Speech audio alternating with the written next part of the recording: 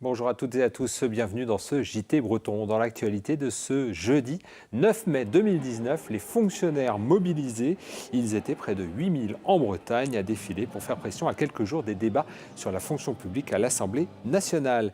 L'hôpital de Paimpol ouvre un service pour traiter de l'obésité. Le phénomène de surpoids pèse de plus en plus lourd sur la santé publique.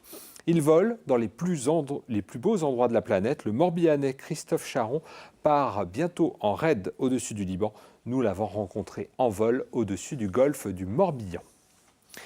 Ils étaient près de 8000 en région à manifester. Les fonctionnaires étaient appelés à se réunir ce jeudi à l'appel des organisations syndicales. Les cortèges étaient présents dans les principales agglomérations de la région.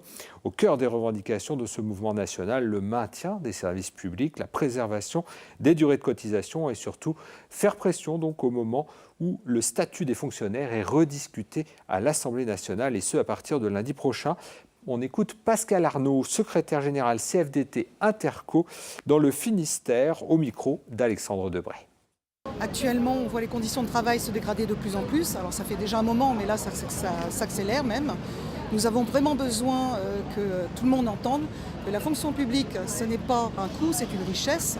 Sans fonctionnaires, c'est pas de service de soins, ni à l'hospitalière, ni à la territoriale. C'est aussi le trésor public, c'est tous ces organismes qui font fonctionner la France. Faire la casse aux fonctionnaires, c'est faire la casse à la France.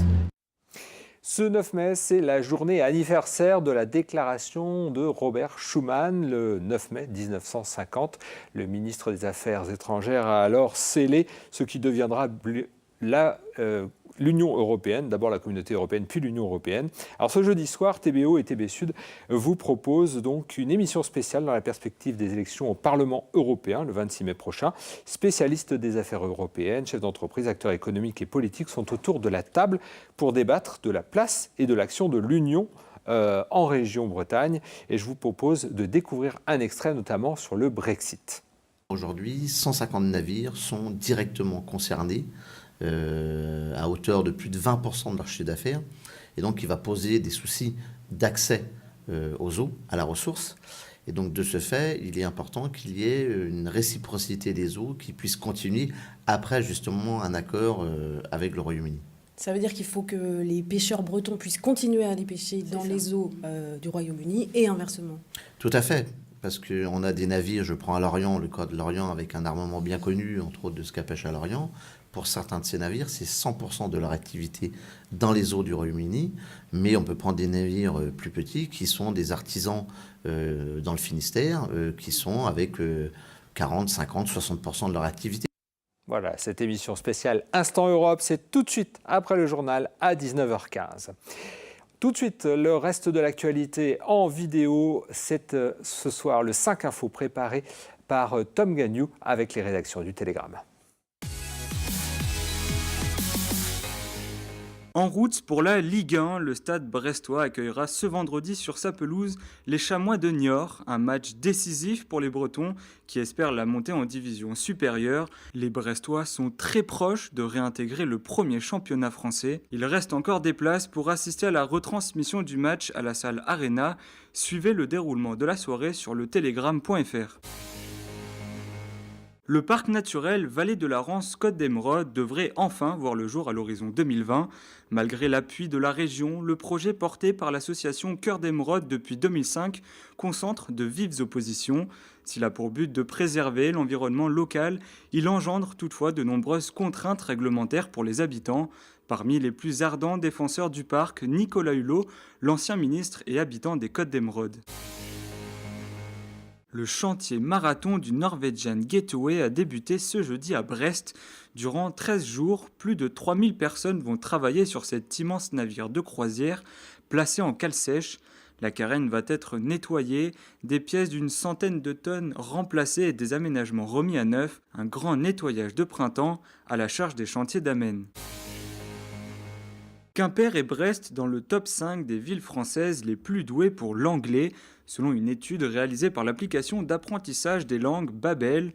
L'enquête se base sur le test qu'ont passé les 28 700 utilisateurs quand ils se sont inscrits. Les Quimpérois pointent donc à la 4e place, juste devant les Brestois qui font 5e. La première place revient à la ville de Cachan dans le Val-de-Marne. Le bonnet d'Anne Breton revient à Lorient qui se classe 65e. Et puis une grosse dépression d'averses et de vents violents est survenue dans la nuit de mercredi à jeudi. Des rafales jusqu'à 139 km/h ont été enregistrées à Belle-Île aux alentours de 0h. De même à Groix avec 104 km/h. Météo France a mis fin aux vigilances en vigueur tôt dans la matinée. Plus aucune menace n'est à prévoir. Après Pont-l'Abbé, Roscoff et Rennes, un 4e service pour traiter de l'obésité vient d'être ouvert à Paimpol, au sein de l'hôpital. Au programme, des activités sportives, des consultations individuelles et des cours de cuisine pour adapter son alimentation. Reportage lors de l'ouverture du service avec Mathilde Kemener. Est-ce que le fait de boire 2 litres d'eau ou 1 litre d'eau peut changer quelque chose aux calories? Oui, madame, ça me permet d'éliminer. Éliminer quoi? Eh ben, la graisse. Mais non, la graisse, ça va pas s'en aller dans les urines, madame. Premier jour de prise en charge dans ce nouveau service de l'hôpital de Paimpol dédié à l'obésité. À travers ce questionnaire, les idées reçues sont d'abord passées au crible. Je pense avoir bien compris déjà pour le premier jour ce qu'il fallait déjà faire pour ne pas grossir plus dès maintenant. Quelques heures par semaine jusqu'à la mi-juillet, 12 personnes vont suivre ce programme à l'hôpital de Paimpol, entourées par une dizaine de professionnels tels que des nutritionnistes, des psychologues ou encore des kinésithérapeutes. C'est asseoir leurs connaissances et les renforcer parce que certains ont été voir des diététiciens ou un psychologue ou ont suivi un régime dans un bouquin, mais c'est rarement une prise en charge pluridisciplinaire. Et donc travailler sur toutes les fausses croyances et leur donner confiance en eux aussi et leur apprendre que ce sera long et que ça n'est en aucun cas... c'est plus un changement de vie progressif, un rééquilibrage. Et une liste d'attente s'est constituée. 30 dossiers ont déjà été reçus dès le lancement. C'est un service nouveau qu'on offre à la population. Il n'y a pas beaucoup en Bretagne. Il y en a à Rennes, il y en a dans le Finistère Sud, à Pont-l'Abbé, et puis il y en a peut-être un 3e. Voilà. Selon les derniers chiffres de Santé publique France, l'obésité touche aujourd'hui 17% de la population adulte, soit environ 7 millions de Français.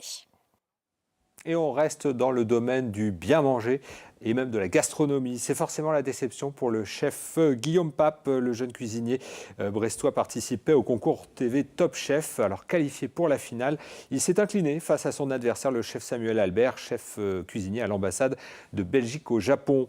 Guillaume Pape, lui, a ouvert son restaurant à Brest depuis peu et il ne regrette rien à l'aventure. Le gagnant, c'est un ami, on a fêté ça ensemble derrière, sa victoire. Comme ma défaite, c'était pas vraiment une défaite, voilà, c'était la fin d'un parcours. On n'a pas le chèque, mais quand on a un ami comme Samuel, c'est déjà important, surtout qu'en fait, on a partagé une partie des gains, on s'était promis ça avant la finale. La suite, c'est ici, c'est l'Embrun, c'est Brest. Avec Marlène, on a ouvert depuis le 19 mars. La clientèle brestoise répond présent, comme la clientèle des alentours. Voilà, les gens sont ravis d'avoir un établissement comme le nôtre sur Brest, ravis qu'on soit installé à Brest et ils nous le rendent bien. Le prix de l'essence flambe en ce moment, 1,58 € en moyenne le litre de sans-plomb aux pompes. Pour faire des économies, de plus en plus d'automobilistes se tournent donc vers le covoiturage. À Plougastel-Daoulas, certains habitants se mobilisent depuis 2 ans pour réhabiliter l'autostop. Un reportage de Tara Lagoutte. À première vue, on dirait un arrêt de bus classique. Pourtant, un petit macaron l'indique bien, c'est une cabane à pouces, un lieu de rencontre pour faire de l'autostop organisé. J'ai pris avec moi la pancarte, donc, comme toutes les ardoises d'autostoppeurs, sur laquelle on peut marquer sa destination. Voilà, c'est fourni avec le kit d'utilisation de la cabane à pouces. Et voilà, et donc on se poste soit dans une cabane, soit sur le bord de la route, à un endroit où les conducteurs peuvent s'arrêter facilement. Bonjour.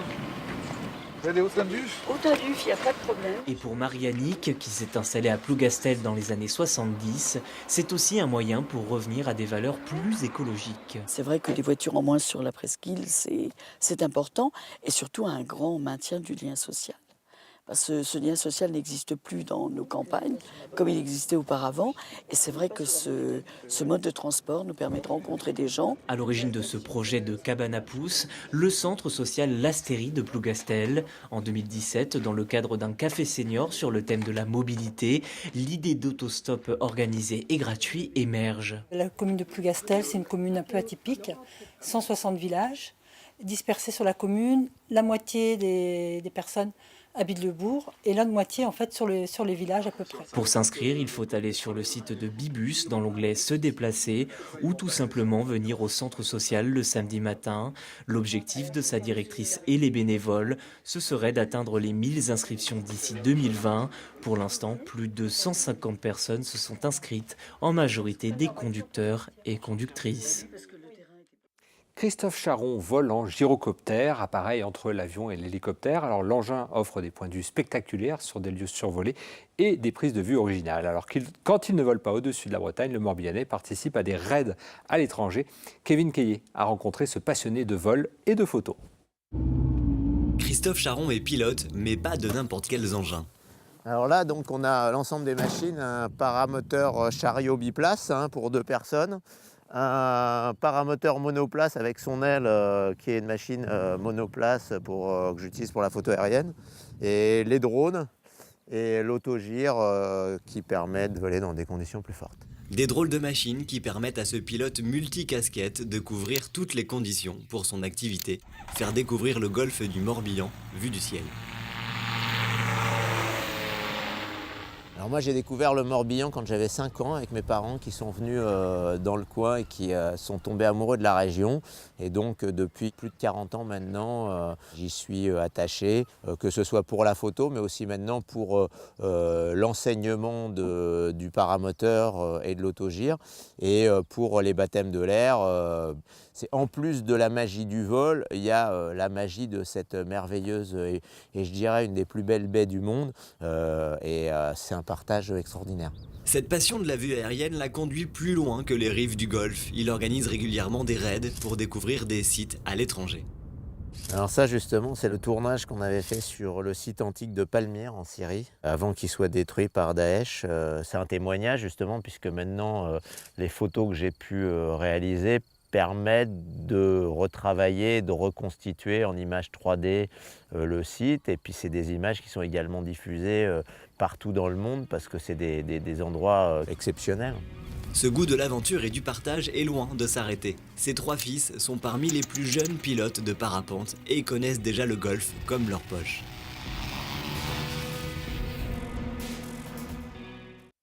Cette édition est terminée. Merci de l'avoir suivi. Tout de suite, vous retrouvez l'Instant Europe avec Fanny Cocconnier et Régis Nescope du Télégramme. Et pour notre part, on se retrouve demain à 19h pour un nouveau JT Breton. Bonne soirée à vous.